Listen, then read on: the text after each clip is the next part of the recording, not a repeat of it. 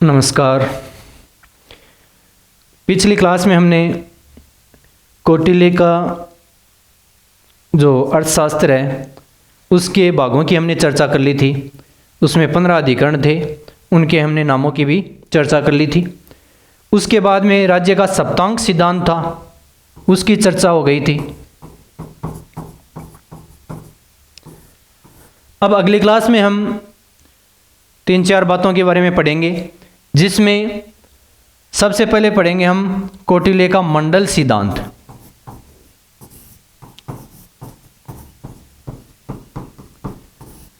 मंडल सिद्धांत के बाद में उसके बाद में होगी कौटिल्य की 60 गुण नीति। 60 गुण नीति के बारे में पढ़ेंगे, जिसमें संधि, विग्रह, आसन, यान, संश्रय और द्वैधी भाव, इनके बारे में हम चर्चा कर लेंगे। उसके बाद में 4 उपायों की चर्चा करेंगे। 4 उपाय, जिसमें साम, दाम, दंड, भेद, और एक इसमें पढ़ेंगे 4 विद्याओं का अध्ययन।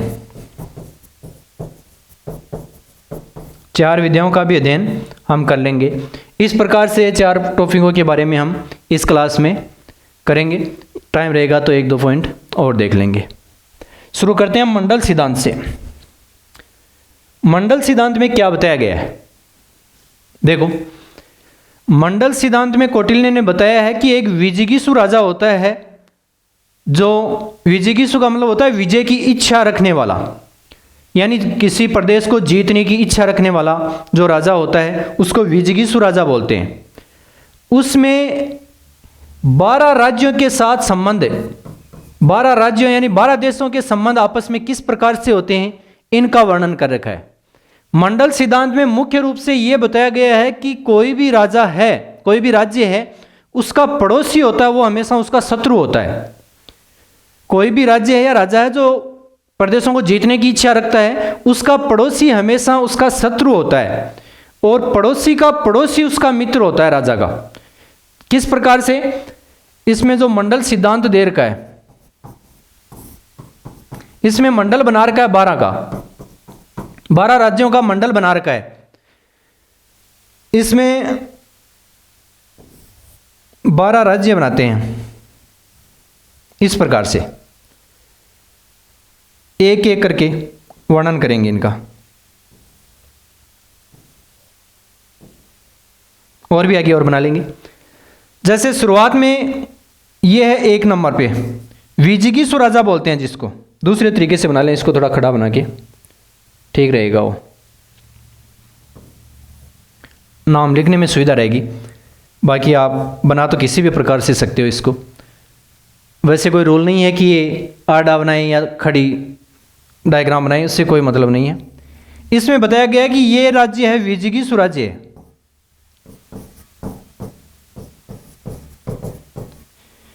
विजिगीषु राज्य का मतलब है विजय की इच्छा प्राप्त करने वाला राजा। ये राजा है, तो इसके सामने जो इसका पड़ोसी राज्य है, विजिगीषु राज्य के सामने जो पड़ोसी राज्य है वो हमेशा इसका शत्रु ही होगा। विजिगीषु राज्य के सामने जो पड़ोसी है उसको बोलते हैं इसका अरि या शत्रु। अरि या शत्रु, अरि का मतलब शत्रु ही होता है। यानी विजिगीषु राजा है, कोई भी राजा है जो अपने साम्राज्य को बढ़ाना चाहता है, यानी विजय की इच्छा रखता है, उसका जो पड़ोसी होगा वो उसका हमेशा शत्रु ही होगा। इसका कारण क्या है? कोई भी व्यक्ति है जिसके पास में, मान लीजिए ये राज्य है, ये राजा है, उसके पास में एक राज्य है, अब इसको बढ़ाएगा तो राज्य को यहां तो बढ़ाएगा नहीं, राज्य को दूर जाकर तो बढ़ाएगा नहीं, वो अपने आसपास के क्षेत्र को ही जीतेगा पहले। अब पड़ोसी क्षेत्रों को जीतने की वजह से ये पड़ोसी एनी टाइम उस सतर्क रहते हैं कि कहीं अपने को ना मिला ले अंदर। इस वजह से वो उससे मित्रता कम रखते हैं और शत्रुता का भाव उनमें ज्यादा रहता है। इस वजह से पड़ोसी की जमीन मिलाने की वजह से वो उसका शत्रु होता है, तो ये इसका शत्रु हो गया।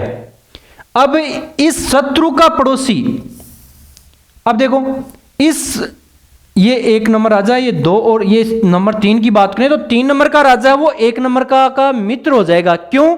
क्योंकि ये 2 नंबर का राजा है, तो दो पड़ोसी का पड़ोसी हमेशा शत्रु हो गया। तो ये तो इस अरी का तो शत्रु है 3 नंबर का, लेकिन ये 1 नंबर का पड़ोसी नहीं है। इस वजह से इस विजिगीषु राजा का क्या बन जाएगा, ये मित्र बन जाएगा। विजिगीषु राजा का ये नंबर 3 का जो किंग है या राज्य है, ये पड़ोसी नहीं है, इस वजह से इसका मित्र हो गया। दूसरा कारण क्या है कि ये 2 नंबर का राजा है, उसका शत्रु है, इस वजह से ये आपस में मित्र हो गए। यानी 1 और 3 आपस में पड़ोसी नहीं है, 2 और 3 आपस में पड़ोसी हैं। 2 और 3 पड़ोसी होने की वजह से आपस में शत्रु हो गए, और 1 और 3 पड़ोसी नहीं है, इस वजह से आपस में मित्र हो गए। उसके बाद में अगला नंबर 4 देखें, तो ये इस मित्र का तो क्या हो जाएगा, शत्रु, और इस अरी का पड़ोसी नहीं है, तो इस अरी का क्या हो जाएगा, ये मित्र हो जाएगा। तो ये हो गया अरिमित्र। क्या बन गया, अरिमित्र। ये नियम ये बताया है कि पड़ोसी का पड़ोसी हमेशा शत्रु होता है। 2 पड़ोसी आपस में हमेशा शत्रु होते हैं, जिन 2 राज्यों की सीमाएं लगती हैं वो हमेशा शत्रु होते हैं।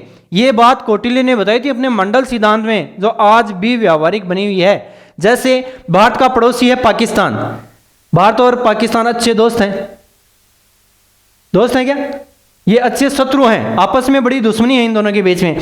दूसरा पड़ोसी भारत और चीन है, चाइना भी भारत का शत्रु है। यानी इस प्रकार से पड़ोसी होते हैं वो आपस में शत्रु होते हैं। यही बात उन्होंने 2300 साल पहले बताई है अपने अर्थशास्त्र में, कि पड़ोसी का पड़ोसी हमेशा शत्रु होते हैं आपस में।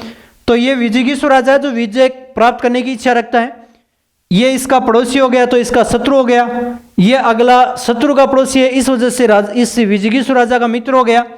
अगला इस मित्र का पड़ोसी होने की वजह से अरी का तो मित्र है, लेकिन इसका क्या है, शत्रु है। इसका क्या है, शत्रु है। विजिगीषु राजा का क्या बन गया, शत्रु बन गया, कारण मित्र का पड़ोसी है, इस वजह से। और अगला हो जाएगा, अब ध्यान से देखो, अब ये अगला क्या बन जाएगा, ये मित्र का मित्र बन जाएगा, मित्र मित्र। इस प्रकार से फिर अगला ये अरी का मित्र मित्र हो गया, अरी मित्र का मित्र। इस प्रकार से एक साइड में 5 स्टेट लिए गए हैं, 1 2 3 4 और 5। अब आगे नहीं बता रखा है, क्योंकि आगे वाले देशों में फिर इस देश का प्रभाव नहीं रहता है, इस वजह से 5 तक तो प्रभाव दिखा रखा है, 5 से आगे प्रभाव कम हो जाता है, इस वजह से आगे वाले स्टेटों को नहीं जोड़ रखा है। उसके बाद में पीछे के, आगे और पीछे से क्या संबंध होता है, मेन टारगेट होता है एक देश को जीतने का, कि इस देश को मैं जीतूंगा। जैसे इंडिया का वर्तमान टारगेट है पीओके को अंदर मिलाना, तो इंडिया का मुख किस साइड हो गया, पीओके की साइड है, इस वजह से ये पीओके की साइड का दिखा रहा है, ये पीओके की साइड का इंडिया का मान लीजिए ये है। अब पीओके से पीछे की तरफ कौन सा हो गया, पीछे बांग्लादेश हो गया, और इधर के क्षेत्र हो गए, म्यांमार है, थाईलैंड है, इनका हम पीछे के देश मान सकते हैं। कभी जब हमारा टारगेट क्या है, पीओके है। तो ऐसी स्थिति में विजिगीषु राज्य का भी एक विशेष टारगेट होता है, कौन से क्षेत्र को हमें पहले जीतना है, उधर उसका मुंह माना जाता है। उसके बाद में पीछे के पीछे जो पड़ोसी है, अब यहां भी एक पड़ोसी है, विजिगीषु राज्य का पीछे भी तो पड़ोसी है, इस पीछे के पड़ोसी को बोलते हैं पार्ष्णिग्रह। पार्ष्णिग्रह, पार्ष्णिग्रह का मतलब होता है पीछे का शत्रु, पीठ पीछे का शत्रु। अब पीठ पीछे और आगे कौन सी होती है, इससे पता होता है कौन से क्षेत्र को अपन को पहले जीतना है। जिस क्षेत्र को अपन पहले जीतने की कोशिश करें उधर अपना मुंह माना जाएगा। उसके बाद में उसके जस्ट पीछे वाला होगा वो पार्ष्णिग्रह होगा, पीछे का मित्र होगा। अब इसका पड़ोसी होगा वो इस विजिगीषु राज्य का क्या होगा, मित्र होगा, तो इसको बोलते हैं आक्रांदा। आक्रांदा यानी पीछे, पीठ पीछे का मित्र। ये पीठ पीछे का शत्रु है और ये पीछे का मित्र है। फिर अगला स्टेट आ गया, अब इस स्टेट को बोलेंगे पार्ष्णिग्रह सार, यानी ये शत्रु का मित्र है, तो ये हो गया पार्ष्णिग्रह सार। और फिर अगला स्टेट हो गया इस आक्रांदा का मित्र हो गया, तो इसको बोलते हैं आक्रांदा सार। यानी पीछे के 5 स्टेट 4 हो गए, 1 2 3 एंड 4। ये 4 स्टेट तो पीछे हो गए, 5 स्टेट आगे हो गए। देखो, जिधर देश का टारगेट है उधर उसका मुंह माना जाएगा, उस साइड के 5 स्टेटों को वो प्रभावित करेगा। तो ये तो इधर तो 5 स्टेट हो गए, पीछे उसके पीछे वाले स्टेट हो गए 4।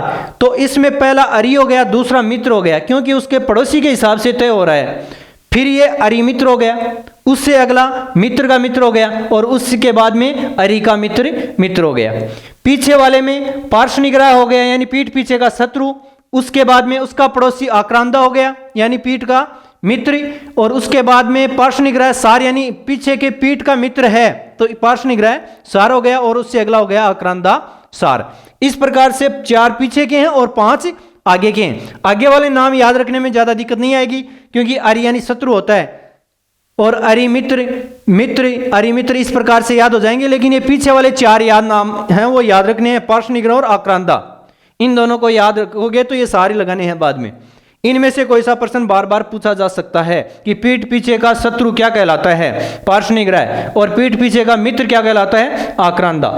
इनका नाम याद चारों का होना चाहिए, पार्श्वनिग्रह सार और आक्रांता सार। इस प्रकार से 4 ये हो गए, 5 ये हो गए, और एक विजिगीषु राजा खुद है, यानी 10 तो हो गए। अब 2 स्टेट और हैं। ऐसी सिचुएशन में जब कोई देश एक दूसरे देश को जीतने की इच्छा करता है, ऐसी स्थिति में एक देश से बीच में होता है दोनों के, जिसकी सीमा, जिसका बॉर्डर दोनों देशों से लगता है, और वो दोनों देशों का ना तो शत्रु और ना ही मित्र है। ऐसी स्थिति होती है, उसको बोलते हैं मध्यम। ये अरिका और इस विजिगीषु का दोनों की बॉर्डर लगता है, और ऐसी स्थिति को बोलते हैं मध्यम।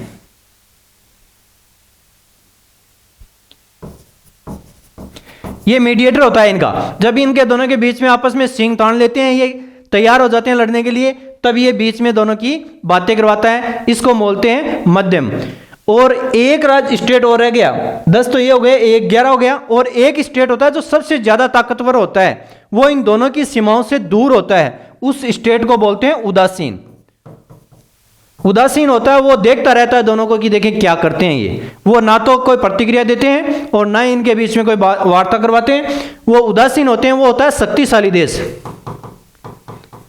जो सबसे शक्तिशाली देश होता है वो उदासीन होता है। जैसे कई मामलों में अमेरिका उदासीन रहता था, ये प्रथम विश्व युद्ध से पहले ताकतवर था, लेकिन वो यहां अंतर्राष्ट्रीय लड़ाइयों में शामिल नहीं था। इस प्रकार से 12 राज्यों का मंडल बनाया हुआ है, इसको बोलते हैं मंडल सिद्धांत। नाम 4-5 ही याद रखने हैं, एक दो क्वेश्चन इसमें से बहुत बार पूछे गए हुए हैं, तो आप इनका विशेष ध्यान रखें। नाम याद रह जाएंगे। सबसे पहले विजिगीषु को सेंटर में माना गया है, सेंटर ये है। उसके बाद में अरि मित्र मित्र और अरि मित्र पीछे हैं। पार्श्वनिग्रह आक्रांता, पार्श्वनिग्रह सार और आक्रांता सार, दोनों की जो सीमाएं लगती हैं उसको बोलते हैं मध्यम। और जो तीसरा स्टेट होता है जो दोनों की सीमाओं से दूर होता है और ताकतवर देश होता है, उसको बोलते हैं उदासीन स्टेट। इस प्रकार से मंडल सिद्धांत होता है ये पूरा। मंडल सिद्धांत के बाद में अगला, मंडल सिद्धांत में 12 स्टेट हैं, 12 राज्यों का ये मंडल है।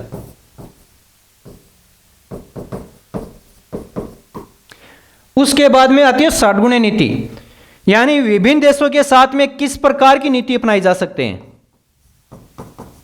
षड्गुण्य नीति, इसमें 6 नीतियां होती हैं। किसी भी देश के साथ में 6 प्रकार की नीतियां अपनाई जा सकती हैं, और ये नीतियां तय करती हैं उसके साथ में अपने व्यवहार किस प्रकार के हैं, संधि के हैं या युद्ध के हैं। ज्यादातर ये षड्गुण्य नीति अपनाई जाती है युद्ध की स्थितियों में अपनाते हैं, साधारण स्थितियों में कम अपनाई जाती हैं। युद्ध के लिए तैयार होते हैं उस टाइम ये नीतियां अपनाई जाती हैं। इन नीतियों में कौन सा है, पहला है संधि।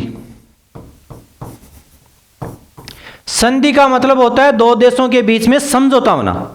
जैसे 2 देश आपस में लड़ने के लिए तैयार हो जाते हैं, तो ऐसी स्थिति में एक निर्बल देश चाहता है कि इस देश से हमें टाइम मिल जाए, लड़ाई तुरंत ही ना हो, तो वो क्या करते हैं, आपस में संधि करने की कोशिश करते हैं, वार्तालाप करने की कोशिश करते हैं, आपस में कोई समझौता हो जाए, तुरंत युद्ध शुरू ना हो, इसके लिए संधि की जाती है। 2 समान ताकत वाले देशों के बीच में भी संधि की जाती है। उनको पता है कि लड़ेंगे तो दोनों को ही नुकसान होगा। और निर्बल और शक्तिशाली देश भी संधि कर लेते हैं, क्योंकि शक्तिशाली देश को ही पता है कि जब युद्ध करेंगे तो उसमें नुकसान ही होगा, तो हो सकता है अपन इस संधि में ही उसका फायदा उठा लें। तो इस प्रकार से दो देशों के बीच में आपस में संधि की जाती है। ये एक पॉलिसी होती है विदेश नीति के तहत। दूसरा होता है विग्रह,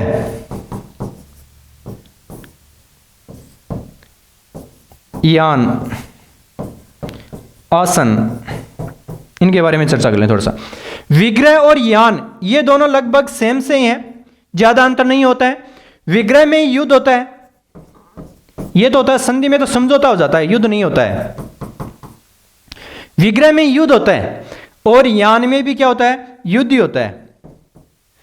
अब विग्रह में युद्ध थोड़ा कम शक्तिशाली माना जा सकता है, छोटा मोटा युद्ध होता है जिसमें कोई क्षेत्र होता है वो मिला लिया जाता है अपने अंदर और उसके बाद में युद्ध को खत्म कर लिया जाता है। या फिर विग्रह का मतलब होता है आपस में संबंध होते हैं उनको तोड़ लिए जाते हैं, वास्तविक लड़ाई से थोड़ा कम मान लिया जाता है इसमें। और यान का मतलब होता है वास्तविक अटैक करना, सेना के द्वारा फुल आदेश के तहत आक्रमण करना, वो होता है यान। विग्रह और यान में ज्यादा डिफरेंस नहीं है। विग्रह में संबंध तोड़ लिए जाते हैं, आपस में वार्ताएं खत्म कर दी जाती हैं और युद्ध की एक तरह से घोषणा सी मानी जाती है, और यान में पूर्ण युद्ध शुरू होता है। यह पूछा गया है कि वास्तविक आक्रमण किस में किया जाता है, तो यान के तहत वास्तविक आक्रमण किया जाता है। विग्रह के तहत समझौते तोड़ दिए जाते हैं जो भी आपस में पहले समझौते हुए हैं, जैसे भारत और पाकिस्तान के बीच में जल का समझौता हुआ है, ऐसे समझौते खत्म कर दिए जाते हैं कि ये खून और पानी एक साथ में नहीं बहेंगे, जिस प्रकार से मोदी जी ने कहा था। आगे यान में अटैक कर दिया जाता है अगले देश के ऊपर, वास्तविक आक्रमण, उसको यान बोलते हैं। अगला होता है आसन। ये एक नई पोजीशन है, विशेष पोजीशन ये है कि दो ताकतवर देश जब आपस में लड़ते हो ना तब चुप हो जाना चाहिए, आपस में उनको लड़ने दो और देखते रहो कि कैसे क्या रिजल्ट आता है। ऐसी स्थिति में इसको बोलते हैं आसन।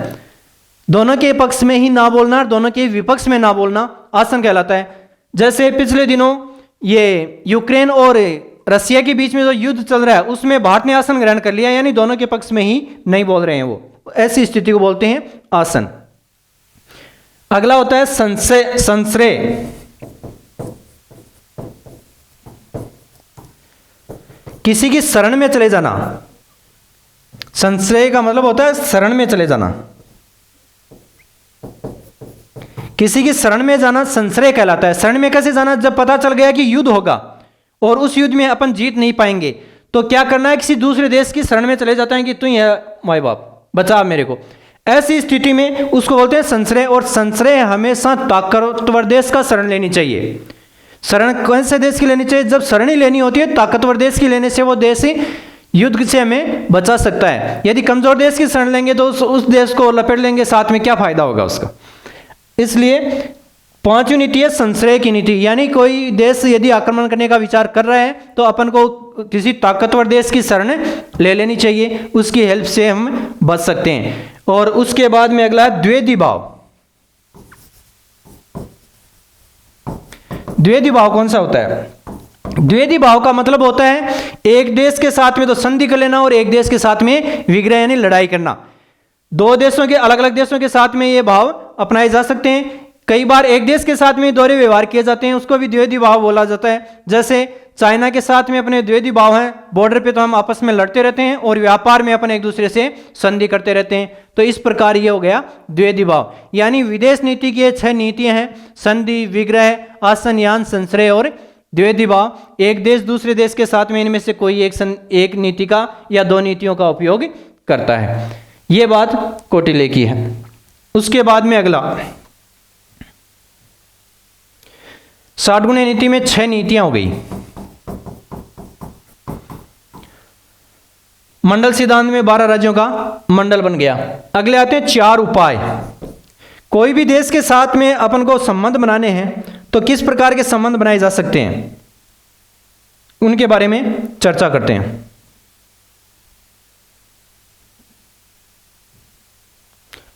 देखो 4 उपाय,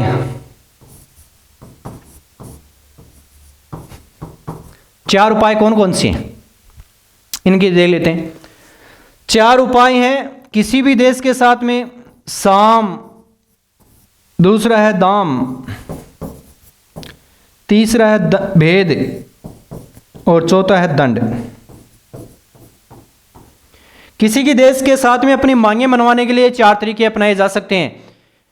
दूसरे देश के साथ में अपनी मांग को पूरा करवाने के लिए 4 तरीके अपनाए जा सकते हैं। साम यानी होता है समझाना, किसी देश को समझाया जाता है कि भाई समझ जा, ये चीज़ मुझे दे दे, इतना क्षेत्र मुझे दे दे, वरना युद्ध होगा, आपको ज़्यादा नुकसान होगा, मैं ज़्यादा क्षेत्र रोक सकता हूँ। इस प्रकार से उसको समझा कर वो अपनी मांग मनवाई जा सकती है। किसी देश से जैसे कोई वस्तु लेनी हो या कोई अंतर्राष्ट्रीय स्तर पर अपनी बात मनवानी हो तो समझाइश की जा सकती है। दूसरा होता है दाम, दाम यानी आर्थिक सहायता देकर, आर्थिक सहायता देकर किसी देश से साथ संबंध बनाए जा सकते हैं, अपनी मांगें मनवाई जा सकती हैं। जैसे पहले अमेरिका और अफगानिस्तान के बीच में जो आपस में लड़ाई होती थी उसमें पाकिस्तान की हेल्प ली जाती थी अमेरिका के द्वारा, और उसके बदले वो आर्थिक सहायता देता था। अमेरिका पाकिस्तान को आर्थिक सहायता उपलब्ध करवाता था, किस के तहत? दाम के तहत। पाकिस्तान बदले में उनको ये तालिबान और इनसे वार्तालाप करवाने में हेल्प करते थे। उसके बाद में भेद, उसमें फूट डालना भेद कहलाता है, यानी उनका भेद ले लेना। किसी देश का अंदर का जो गुप्त जानकारी होती है उनको ग्रहण करके उनके आपस में देश के अंदर ही विवाद करवा देना कहलाता है भेद, उनके अंदर ही गृह युद्ध करवा देना।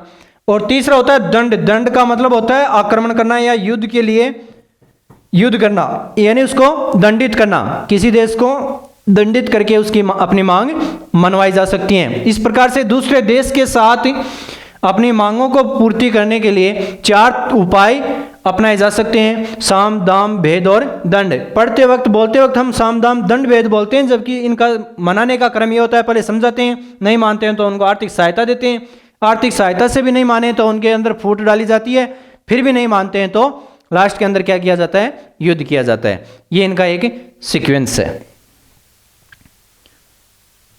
देखते हैं, ये हो गया 4 उपाय, साम दाम भेद और दंड। साम दाम भेद और दंड, ये 4 उपाय हो गए। अब आती हैं 4 विद्याएं। देखो,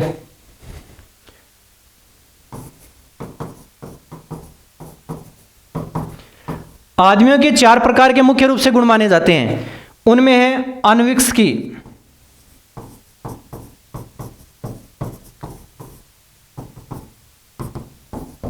त्रयी, तीसरा वार्ता और चौथा है दंड नीति।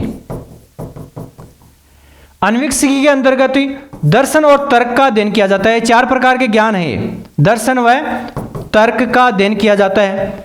दर्शन शास्त्र जिसमें आत्मा परमात्मा इहलोक परलोक सबकी चर्चाएं कर ली जाती हैं और उसमें कल्पनाएं ज़्यादा हावी होती हैं और तर्क हावी होते हैं। त्रयी के अंतर्गत धर्म अधर्म और वेद का अध्ययन किया जाता है। धर्म अधर्म और वेद का अध्ययन किया जाता है कि कौन सा कार्य धार्मिक है, कौन सा अधार्मिक, और वेदों में क्या क्या चीजें हैं, ये होती हैं धर्म अधर्म और वेद का ज्ञान। वार्ता के अंतर्गत होता है कृषि कार्य का ज्ञान और पशुपालन का ज्ञान, व्यापार वाणिज्य, ये सारे शामिल इस वार्ता में होते हैं। अनविक्सिकी, त्रयी, वार्ता और दंड नीति, ये होता है शासन संचालन। दंड नीति में शासन संचालन का ज्ञान होता है, स्टेट क्राफ्ट का ज्ञान दिया जाता है, राज्य का संचालन किस प्रकार से किया जाता है। दंड नीति के तहत कौटिल्य ने बताया है कि अप्राप्य को प्राप्त करना, प्राप्त को संचित करना, संचित को वृद्धि करना और वृद्धि को सदपात्रों में डालना, ये दंड नीति का मुख्य टारगेट रखा गया है। इसके तहत यानी प्राप्य को प्राप्त करना यानी अपने साम्राज्य का विस्तार करना, विस्तारित साम्राज्य का संचित करना और उसमें वृद्धि करना और उसके बाद में सदपात्रों में डालना, यह दंड नीति का मुख्य आधार माना गया है। अगला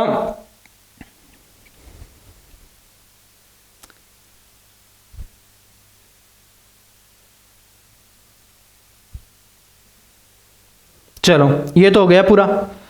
उसके बाद में इसमें दूत के बारे में बताया गया है। जो दूत का मतलब होता है एम्बेसडर भेजे जाते हैं एक देश के द्वारा दूसरे देश के साथ में वार्तालाप करने के लिए अपने यहाँ दूतावास खोले जाते हैं, उनको दूत बोलते हैं। तो दूतों के बारे में भी कौटिल्य ने बता रखे हैं।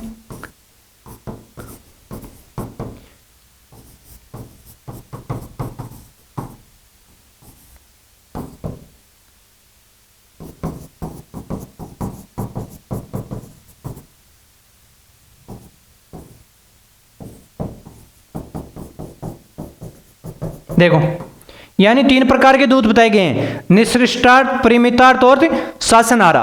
कौटिल्य ने 3 प्रकार के दूत बता रखे हैं, यानी अपने देश से दूसरे देश में वार्तालाप करने के लिए 3 प्रकार के दूत नियुक्त किए जा सकते हैं। इनके नाम निसृष्टार्थ, परिमितार्थ, शासनारा जो लगाए गए हैं वो उनके पावर के आधार पर रखे गए हैं। पावर क्या है? ये निसृष्टार्थ जहां नियुक्त करता है ये पावरफुल एक अधिकारी होता है जो राज्य के साथ में कोई भी संधि की जा सकती है, ये हर संधि को करने के लिए सक्षम होता है। कोई भी वार्तालाप और संधि समझौते किए जाते हैं उसको करने में शामिल होता है, संधि और समझौता किया जा सकता है निसृष्टार्थ के द्वारा। यानी राजा को पूछने की जरूरत नहीं होती है, इसके पास में वो खुद ही इतना सक्षम होता है कि वो दूसरे राज्य से कोई भी संधि कर सकता है। दूसरा होता है परिमितार्थ, इसका पावर इससे कम होता है, कुछ ही समझौते कर सकता है, सारे समझौते नहीं कर सकता बिना पूछे। कुछ समझौते राजा को बिना पूछे भी ये करके आ सकता है। और जो शासन आ रहा होता है ये केवल सूचना आदान प्रदान करने के लिए होता है, सूचना एक राज्य से दूसरे राज्य के पास में भेजने का काम है, बाकी इनका काम नहीं है। यानी ये इनके पावर के आधार पर 3 प्रकार के दूत नियुक्त किए जाते हैं। ये अच्छा बड़ा अधिकारी होता है जो कोई भी समझौता करके आ सकता है, ये उनके पास में फ्री हैंड होता है। वैसे इसके पास में कुछ ही पावर होते हैं, छोटे मोटे समझौते किए जा सकते हैं, बड़े समझौते नहीं करता है। और ये जो शासन आ रहा होता है ये केवल कुछ सूचनाएं ही एक स्टेट से दूसरे स्टेट में पहुंचाता है। इस प्रकार से इस क्लास में हमने 3-4 चीज़ें देख ली हैं, जो बाकी रह गई हैं हो सकता है 1 या 2 क्लास और करके उसमें कंप्लीट करें। जय हिंद।